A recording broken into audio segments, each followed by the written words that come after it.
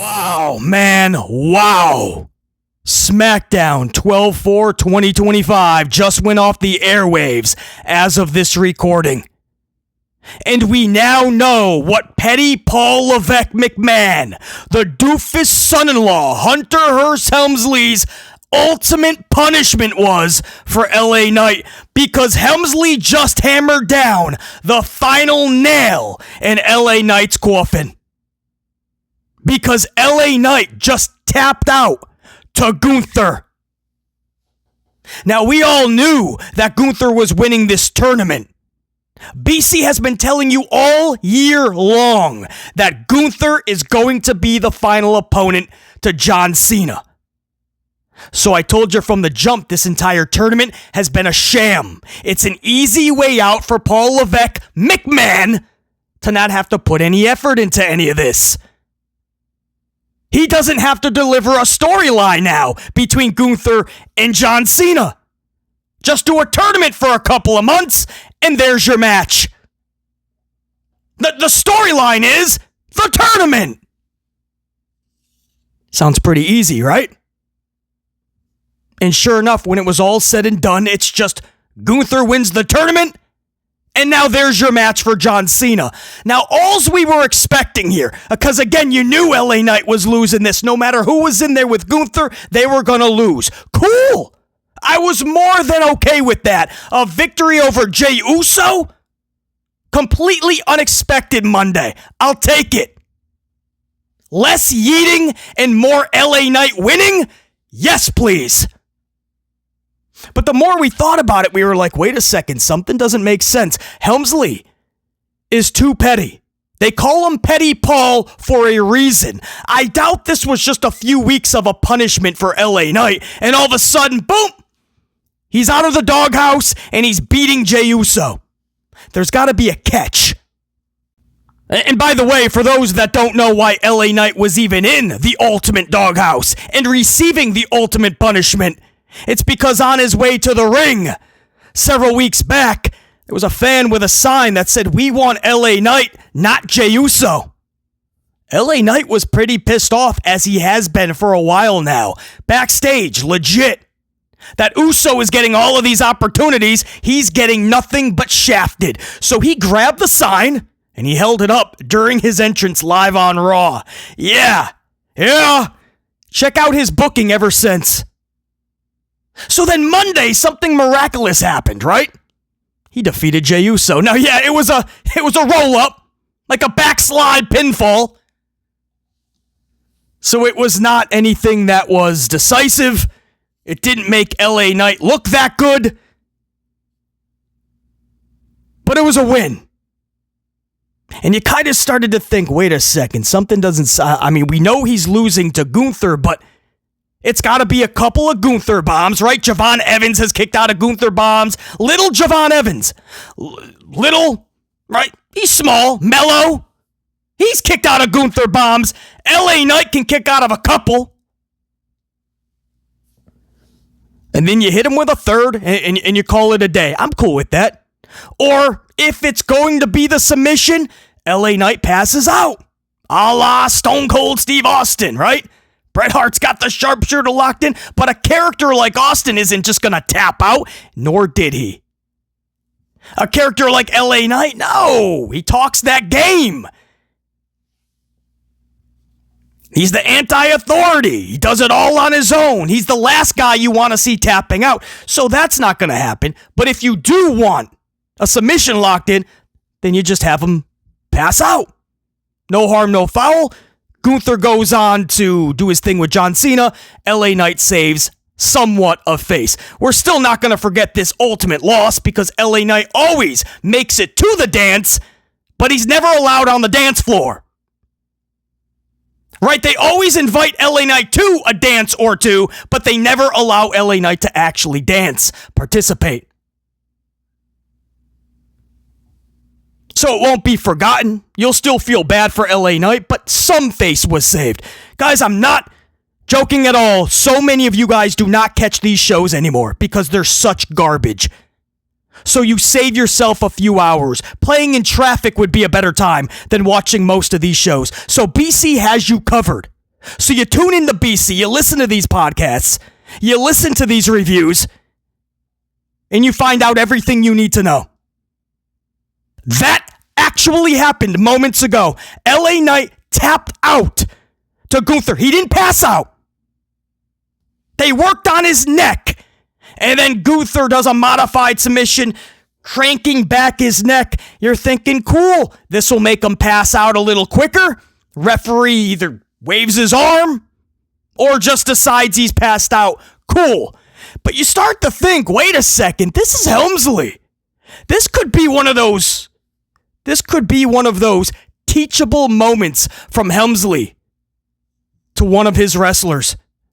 Don't cross the boss. And sure enough, he did not allow LA Knight to pass out. He had that dude in the middle of the ring tap out, take his hand, and start smacking the canvas. I quit. LA Knight, of all characters, man, and he does this all the time with LA Knight. He has him cut a backstage promo where he talks such a big game. He did it again on this SmackDown. A half an hour beforehand, backstage, he's talking a big game like he always has LA Knight do. LA Knight's talking the talk, and then he goes out there, and he once again cannot get the job done. Now, Helmsley has the dude quitting. That's quitting, tapping out. I quit. Bro, I don't even want to be in this hold anymore. I just want to hit the showers. No, thank you. That's not LA Knight, though. That's the problem. Everything about LA Knight is against that. Everything about LA Knight is, I'm going to beat you or die trying. I guess I shouldn't be surprised it is petty Paul Levesque, McMahon, that we're talking about. But still stunned that he would actually take a wrestler that has all the potential in the world to truly get over to the next level. And we know this because he got himself over. And even after 3 years, the entire reign of terror from terrorizing Hunter Hearst Helmsley, Paul Levesque McMahon, the entire 3 years that this dude has been in charge, and he has given LA Knight absolutely nothing. LA Knight remained relevant on his own. Could you imagine if even a piece, just a fraction, of the WWE rocket was on him? If Helmsley accidentally sneezed in his direction and it blew him to the next level? But we can't have that. He got over on his own. And like an R-Truth or like a Karrion Kross or so many others, this company can't stand that. They have to choose you, and then they have to get you over. Or it's just not going to happen. Michael Cole said something right after LA Knight tapped out, and it was like goosebumps because it was so true. And not in the way Michael Cole wanted you to take it. Michael Cole said the following. This is right after LA Knight tapped out. Michael Cole says, and I quote, "This tap out was meant to send a message." Now they want you to believe that, yeah, it was Gunther's way to tell John Cena, I can make you tap out too. No. Michael Cole is saying this tap out was meant to send a message. Don't cross the boss. I told you to go out there and do a job, not take a fan sign that says, we want you, not the guy the company wants. Helmsley wants Uso, we don't. We want LA Knight. And LA Knight showed that sign. And Knight has been punished ever since. But you felt like there was still that last nail to be hammered in. Like Helmsley was not good with that punishment. It wasn't enough. So I'm going to have you go out there in the final. In the middle of the ring, I'm going to make you tap out. And then Michael Cole says, Corey, you just gotta think this tap out was meant to send a message. Oh, Corey Graves knows all about it. Corey Graves is just now coming out of his doghouse because Corey Graves was vocal on his frustration like LA Knight so many times. Corey Graves talking about Pat McAfee always coming back whenever his schedule happens to open up, and WWE opens the doors wide open. And before Pat McAfee comes waltzing on in, they take a moment to kick Corey Graves to the side. Or a Wade Barrett or anybody. But lay down the red carpet for Pat McAfee. Corey Graves spoke up on that frustration. Corey Graves was immediately put in the doghouse. Not seen for a few weeks, and then relegated to NXT, where maybe 500,000 viewers on a week-to-week basis can listen to Corey Graves. And he's just now coming back to these primetime shows for SmackDown and Raw. Just now, Corey Graves is starting to sniff outside the doghouse. So it was just fitting that Michael Cole would turn to Corey and go, Corey, you gotta believe this tap out was meant to send a message. Yeah, Gunther to Cena, or Levesque McMahon, Petty Paul, the doofus son-in-law, to LA Knight, to Corey Graves, and anybody else that decides to go against the WWE and cross the boss, to voice your frustration, to say, wait, something's not right here, but you can't voice out because you will be punished in this regime.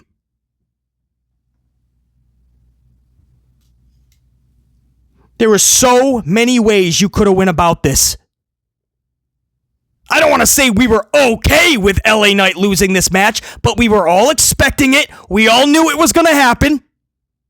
I honestly went into this match without any thought whatsoever that LA Knight would look too bad coming out. I thought a couple 2-tree Gunther bombs. Maybe he passes out. Never in a billion lifetimes would I believe that any promoter would have somebody like LA Knight just tap out in the middle of the ring. I've seen Pat McAfee last longer in the choke. The match was actually good. They gave him time. Which is even more concerning, right? Because it's almost like, what's... You gotta believe Helmsley now, right? The longer the match is going, you start to think, is Helmsley gonna screw over LA Knight somehow? Like, this is actually going decent. If it goes off the way it should go, and LA Knight saves face, right? I mean, you can't go any other direction, man!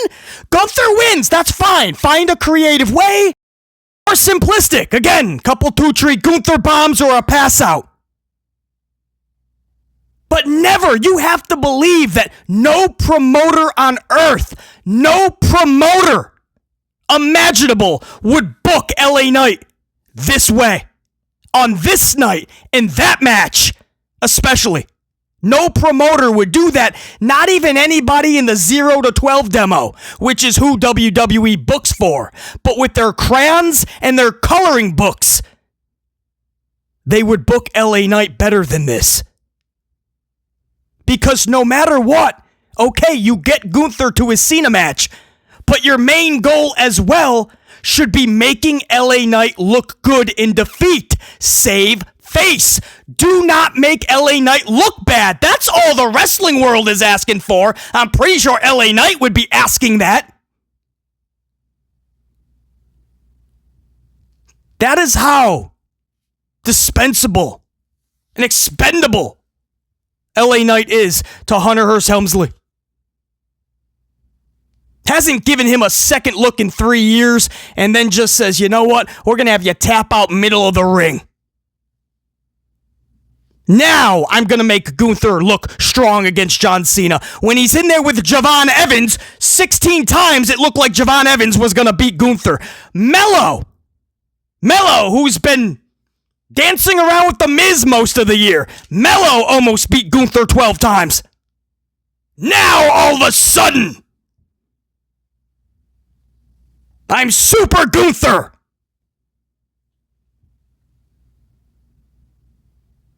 I can't fathom. I mean, he's the worst booker I've seen. Decades of pro wrestling across so many different companies and promotions. I've been in these rings myself. I got friends that are traveling the world as I'm cutting this review.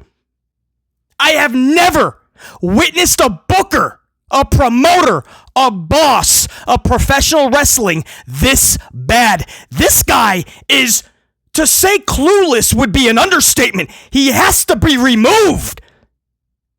I haven't even gotten to the rest of SmackDown yet. You guys are not going to believe the heel versus heel fighting in this SmackDown.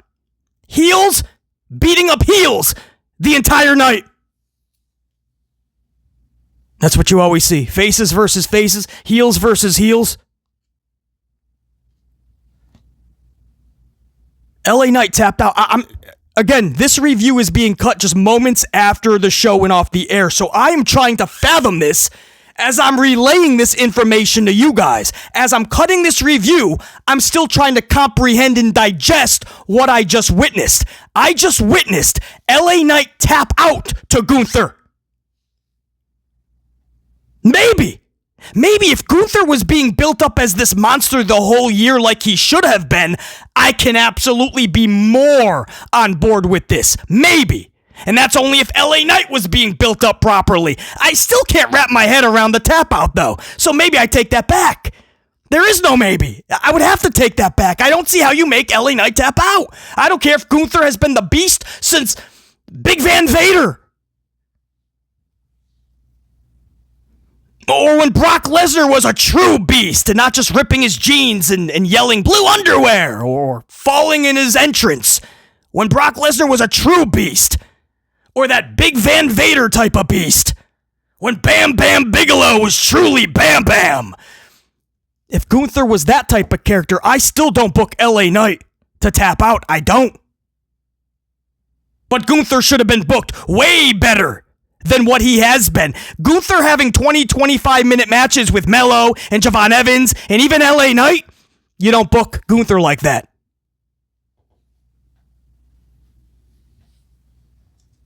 Before the match, backstage, Kathy Kelly is interviewing Gunther. And Kathy Kelly goes, "Gunther, you've been beating your opponents decisively. Is this what John Cena has to look forward to?" He's been beating his opponents decisively. Kathy Kelly, what are you watching? Javon Evans, Melo, they're all almost beating him 26 times. So Gunther's been botched in all of this as well. Helmsley has neutered Gunther. Took his personality, character, anything Gunther had, gone.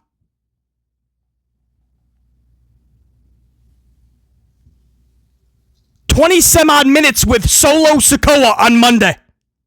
Nobody in the pro wrestling world needed to see heel Solo versus heel Gunther for 24 minutes.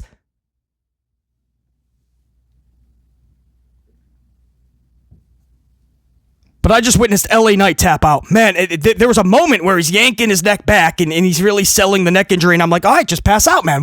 And then it dawned on me what they're doing.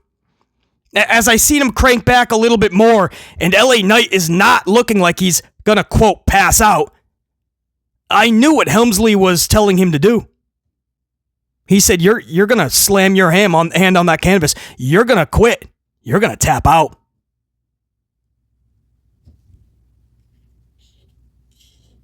Dumbfounded, man. I shouldn't be shocked. I knew he was in the doghouse still. I knew he was still being punished. The Monday night victory over Uso, in the way that it was done, something was off. But I already knew he was losing to Gunther, so I just thought maybe that would be the end of it. I'll take it to the final just to lose.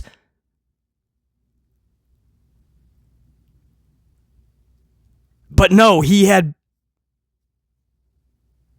a bigger punishment in mind. You're going to the final, you're going to lose, and we're going to absolutely crush you. We're going to make you tap out, and nobody's going to forget that. So you can talk all that big game all you want. You tapped out middle of the ring. as a top babyface. As a top babyface, or should be a top babyface. Helmsley won't ever anoint him such. We'll never look at him as such, obviously. Guys, I had to spend some time on that because, again, I'm cutting this review right after the show, and I haven't fully comprehended this yet another Helmsley booking botch. If you wonder why Raw cannot even crack the top 10, it's not just Stranger Things, man. Raw just sucks. If you're wondering why SmackDown struggles to maintain over 1 million viewership, it's decisions like this. Until Numbnuts Doofus son-in-law, Schnoz McGee, Noseman is booted, numbers are going to continue to go down. Another WrestleMania season will come and go, and it'll be even worse than the last, SummerSlam, and every big event afterwards.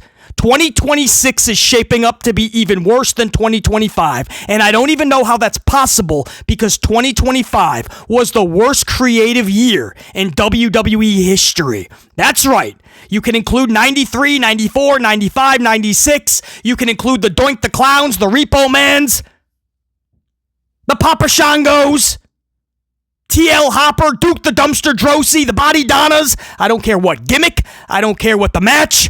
I will take those years over 2025 in a heartbeat. And 2026, this is it, man. This is it. Instead of, right, we got 3 mystery attacker storylines this year. The same exact story, 3 different ways. Jade Cargill, Jacob Fatu, CM Punk. 2 out of the 3 we still don't know, and I'm pretty sure Helmsley has no idea who attacked Jacob Fatu or who attacked CM Punk. He'll think of that maybe in the future. Maybe. Because he's also known for never giving us answers. We still don't know why Brock Lesnar attacked Cody Rhodes 2 years ago. We still don't know why Brock Lesnar and John Cena had to have a match to just annihilate John Cena. We don't know. Because he doesn't know. Numbnuts has no idea what he's doing. He's just doing random things on every single given day. And hoping nobody questions him. Because if they do, he's going to say you're not a real fan and fuck off.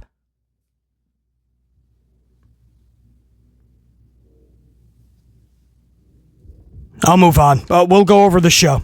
But I just witnessed LA Knight tap out. The one thing you couldn't do, the one thing I didn't even think about going into this match, because I couldn't fathom that that there's an idiot to that level. Like there'd be somebody stupid enough. That's a promoter for pro wrestling that would book that way, let alone for the biggest conglomerate wrestling company in the world, WWE, and that's the boss running it. And you wonder why the content, the shows, the product sucks today. There's the dumbass in charge.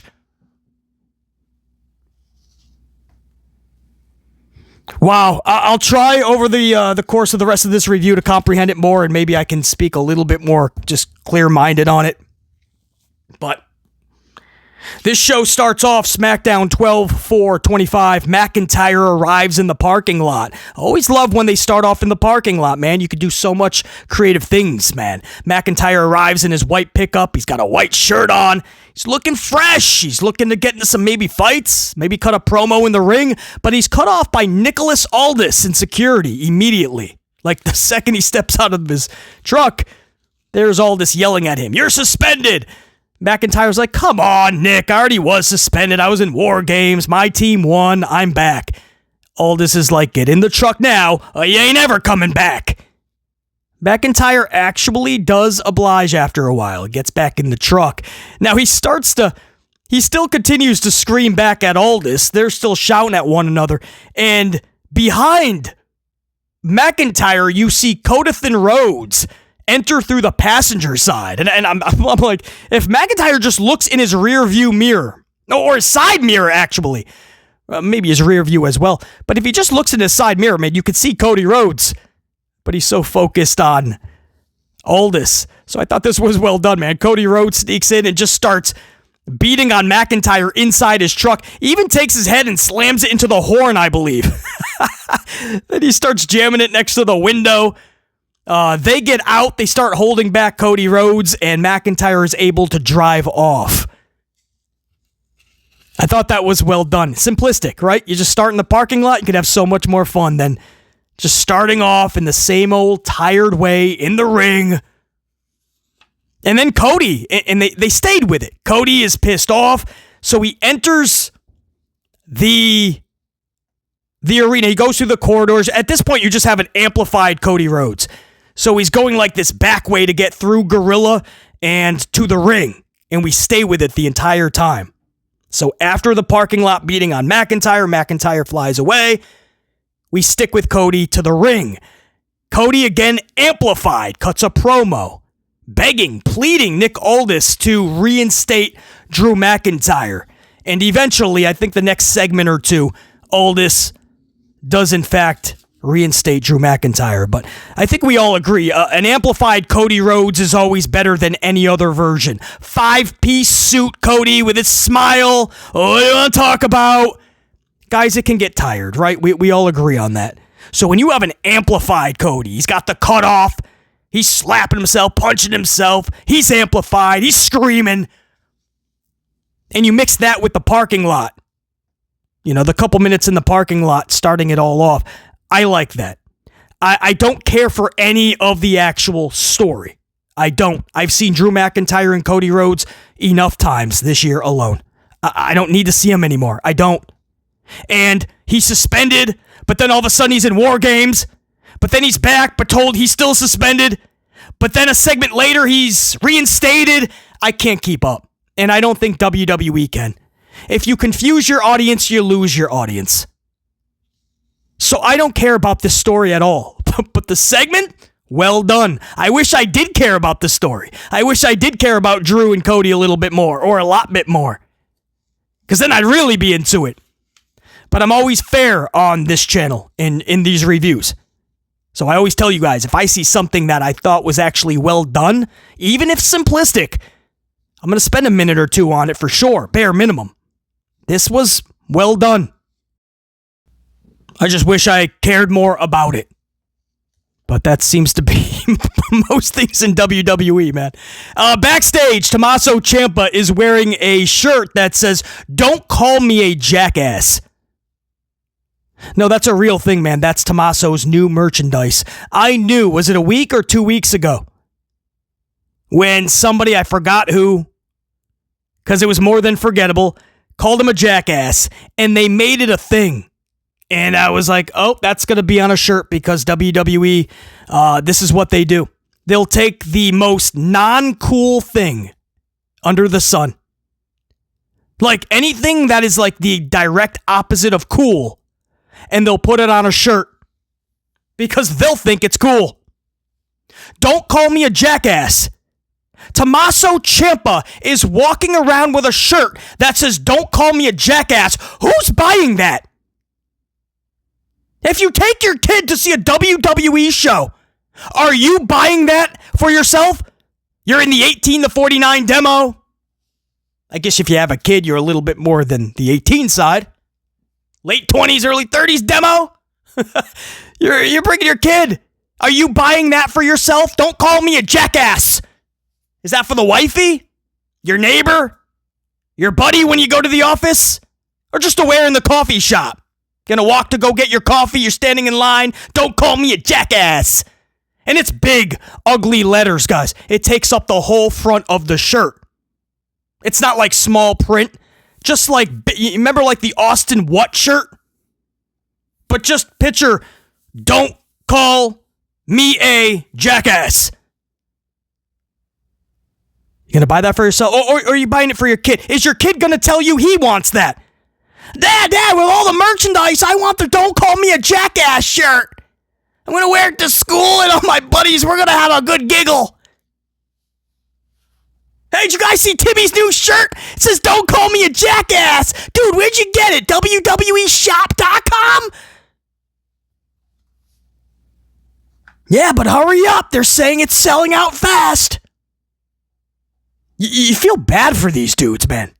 It wasn't long ago The Rock had the balls to say, WWE is cool again. Really? Where? Because I'm still searching for the coolness. Don't call me a jackass. That's a real thing, man. Again, so many of you guys don't watch the show. You trust BC to give it to you straight. Well, there you go. That actually happened on this show. So let's get back to the ring. Drago defeats Melo via H-bomb pinfall to retain his U.S. title. Ciampa, without the "Don't Call Me a Jackass" shirt, mind you, Ciampa was out there with the assist. I think he pushed Melo, and Melo landed on his happy holidays, and that was.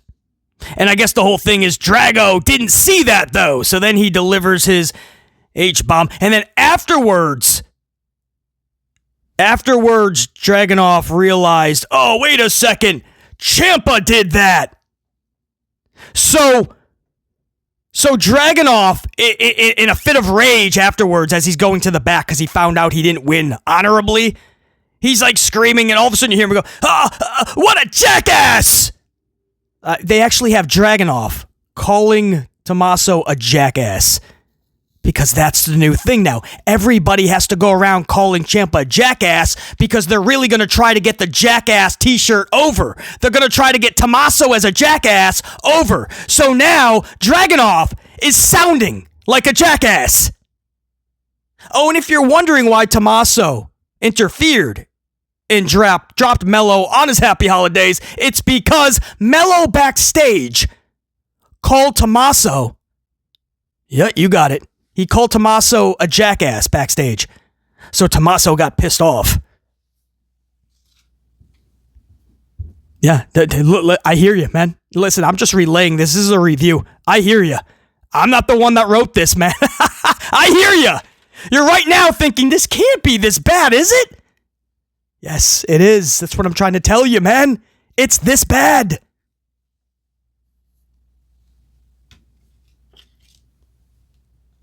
Then Alexa Bliss defeats Kairi Sane via Abigail pinfall. Kairi went for her insane elbow, but she was caught by Alexa right into Abigail. And that ended hour number 1. Now, post-match, Nia Jax and Lashua Legend attack Bliss and Charlie. And then Kairi and Asuka start fighting with Jax and Legend. I think Jax and Legend just went after them too, and then the Kabukis got the upper hand. Didn't necessarily end too well for the Kabukis, as Legend and Nia Jax were the last one standing. But the point is, you had heels beating up on heels. How does that make any sense? Why would you do that? The first thing I thought of was, okay, so Survivor Series War Games settled nothing. They're all just fighting each other still. Charlie's out there, Alexa, Lashua Legend, Nia Jax, Kabukis. Rhea Ripley would be out there, but they announced that Rhea Ripley is going to be tagging with Damian Priest next week to take on Zelina Vega, Aleister Black in a mixed tag match. Or else you probably would have saw Rhea and Io out there. So Survivor Series accomplished nothing. War Games was all for nothing. And if you saw the match, you would know it was a pile of nothing anyway. So I guess that makes sense. Go figure. So Survivor Series War Games means nothing. All of these ladies are still fighting the same way they were for weeks before Survivor Series. So nothing got accomplished, and it's the same repetitive garbage that we have to witness every single Friday night. The second thing I noticed, we still have heels beating up heels, and that's why nobody cared about the segment. We're watching Kabukis that are heels be beat up by Nia and Lashua Legend heels.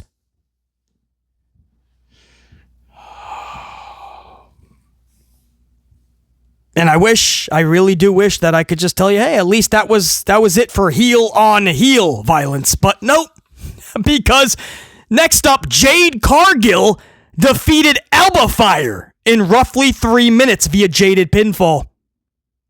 Hit the bicycle kick and then Jaded, all within 3 minutes.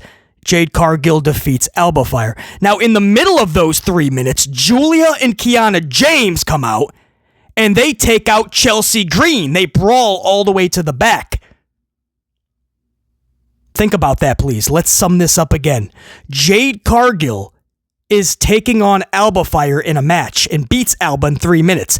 A heel versus a heel. And destroying the heel. And then, while the match is going on the outside, more heels are attacking other heels. Julia and Kiana are heels, and they're beating up Chelsea Green, who's a heel.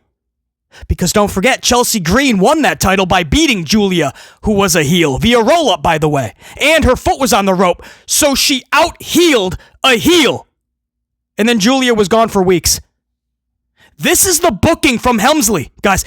And I want you to, if you have a moment, you can go back to this match. It's only about 3 minutes anyway. And you go back to the entire thing, and you see nobody stands up. Nobody cares. The heels beat each other up to the back. Jade pins Alba Fire. Heel pins a heel. And the crowd goes mild. Oh, my bad. They were already mild. The crowd went silent. What is this booking supposed to do? That is what I am saying. A booker books to make sure that everything progresses. Characters, stories, feuds, programs. Helmsley books for nothing.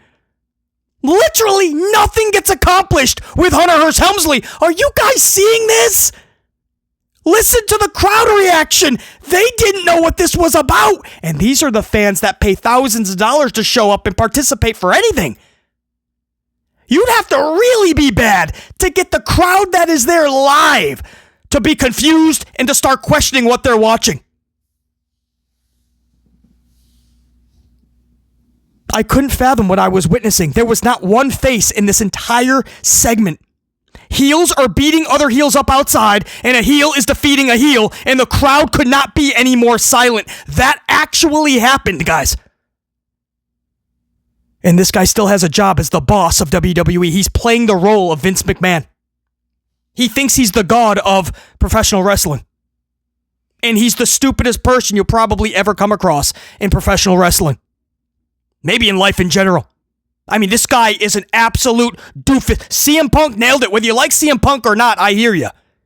But damn, did he nail it when he called this dude a doofus and said, I'd like to think it'd be better when Vince McMahon's gone, but it's going to be ran by the doofus son-in-law. Man, did he nail it. But I don't think anybody thought it'd be this bad. Kabukis are being beat up by Legend and Jax, and then we just see all the heel ladies just beating each other up. Over on Raw, you had all the face ladies beating each other up. Charlie and Alexa was in the main event, facing Rhea Ripley and Io Sky. Faces versus faces main event. This dude is so dumb. He is so bad. He needs to be removed immediately, or else WWE will never get better. I'm telling you right now. Helmsley is incapable of booking professional wrestling. Incapable. Without William Regal, Dusty Rhodes, and a few other heads like he had in Black and Gold, he would have been exposed back then too.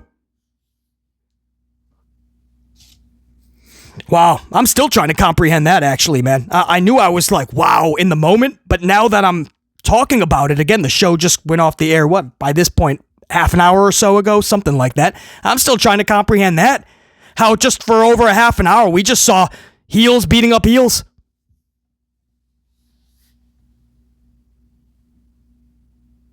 Wow, man. That's so bad. Then Solo Sikoa was out there, in-ring promo, some Bray Wyatt references. I don't take offense to that at all. I know some fans are like, oh man, that's wrong. Don't bring them up. I love when they do that. You know what I mean? You don't have to cross any boundaries or lines, but you don't treat them like, they never were. I mean, we always bring up Eddie Guerrero, by the way. He was involved in several lines and part of a story with Dominic and Rey Mysterio and so many others. Listen, that's his brother in this storyline. So whatever storyline it is, I had no problem with this at all. Nothing crossed the line. A few Wyatt references. And then the end line was pretty good. He said, Solo says he can take everything from Howdy because all he has to do is believe. So he's basically saying, underneath all that Uncle Howdy, it's still little Bo Dallas, man. You're still the younger brother of Bray. So let's not get carried away. So I thought that was actually well done. And then, of course, it was immediately ruined, because when something's well done, Helmsley has to find a way to ruin it.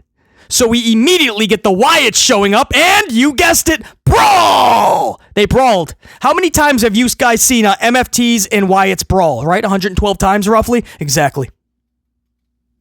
This was a good promo, actually. If only they followed it up with creativity. Instead, Helmsley goes for the easy way out.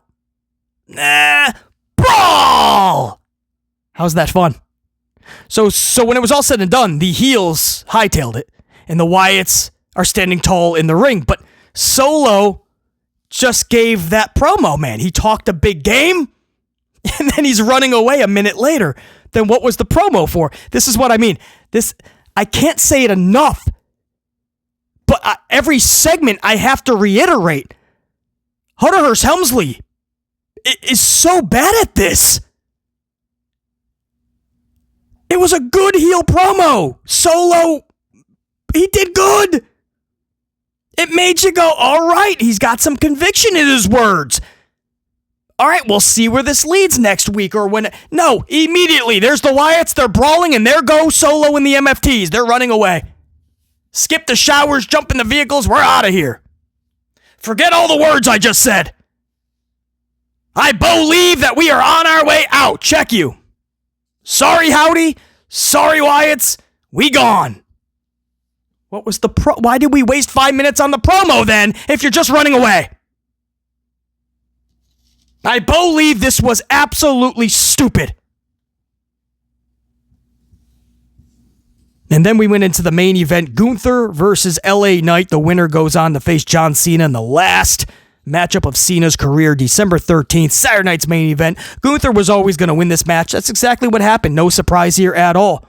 They gave him over 20 minutes because that's the thing they do Mondays, Fridays.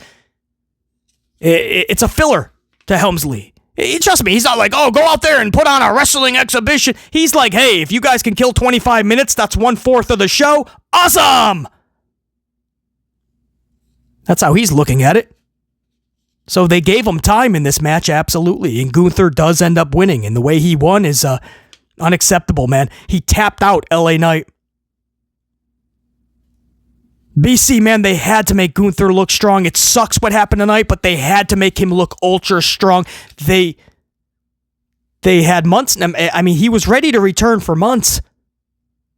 He comes back. This is not his first match in the tournament. He's been taking on Solo, Sikoa, and Melos, and Javon Evanses, and they're all taking him to task. Now, all of a sudden, they got to make him Super Gunther and completely tap out one of your top stars? Now? No, I'm not buying that at all. Everybody knew Gunther was going to win. For the most part, we were okay with it.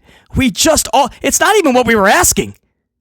No thought was really even put into it because we all came to the conclusion Gunther's winning and LA Knight will look good in defeat, right? They'll save face. Even Helmsley, as stupid as he is, and the petty grievances he has with LA Knight, and the fact that they don't get along and he just doesn't like LA Knight, he's never going to push him.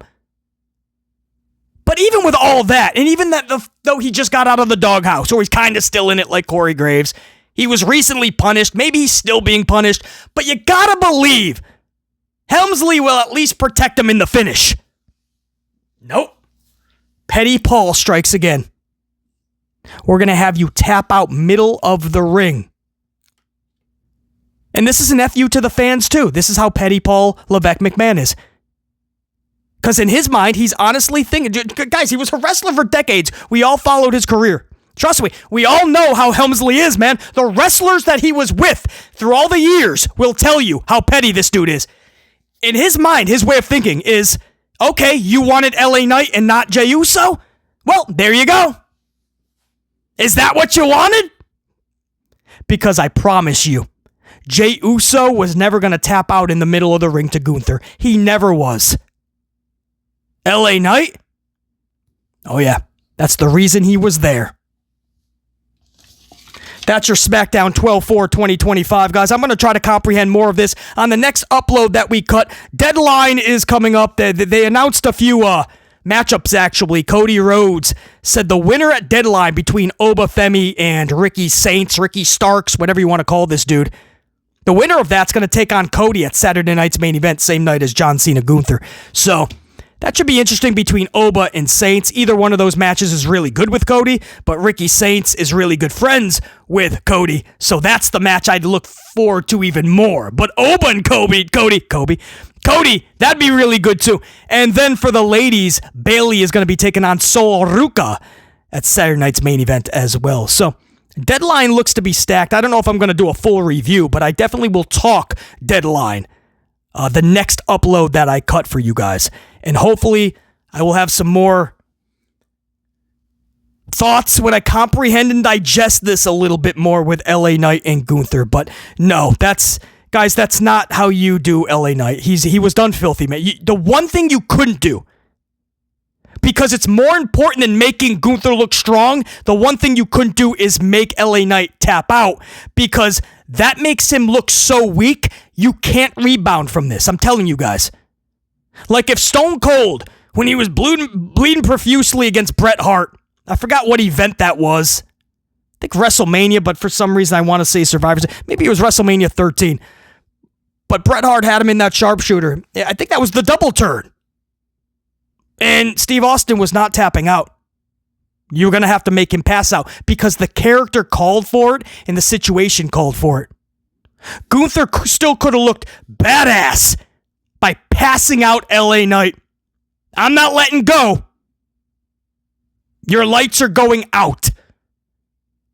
Now, this was a message, all right, exactly what Michael Cole said. After the match, immediately, Michael Cole said, Corey, you can't help but think this tap out was a message. Yeah, from Helmsley to LA Knight and to the fans. Don't forget who's in charge. Don't cross the boss. What a douche. Until next time, and there will be that next time. BC saying check you, unit. Salute.